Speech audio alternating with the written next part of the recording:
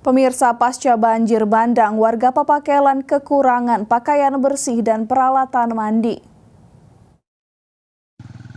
Beginilah kondisi Kelurahan Papakelan, Kabupaten Minahasa pasca banjir bandang yang terjadi Sabtu pekan lalu.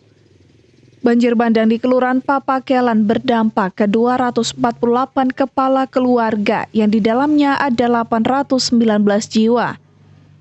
Pemerintah setempat telah membuka dapur umum untuk warga dan membuka posko bantuan sambil berharap adanya bantuan khususnya pakaian bersih, alat mandi, serta obat-obatan. Yang masih kurang untuk para pengungsi ya berupa pakaian, karena memang pakaian sangat mereka butuhkan karena sebagian masyarakat memang pakaian mereka hanyut semua. Jadi kami sangat mengharapkan bantuan-bantuan dari stakeholder yang ada untuk memberikan bantuan berupa pakaian dan juga sabun, sikat gigi, odol, dan juga termasuk dari kesehatan, yaitu obat-obatan.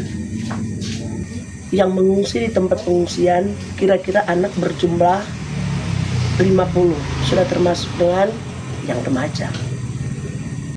Sementara warga yang masih bertahan di rumah pribadi mengungkapkan sangat berterima kasih atas bantuan yang sudah didapatkan seperti makanan cepat saji dan dapur dari pemerintah. Kanan ada siang malam ada.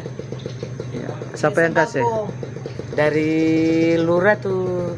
Dia bikin dapur umum. Kundun jasa bajalan.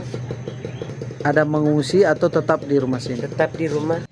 Seperti diketahui, bencana banjir bandang di Kelurahan Papakelan sudah terjadi beberapa tahun terakhir. Upaya pemerintah untuk mencegah banjir tidak terjadi lagi saat ini menjadi harapan warga setempat.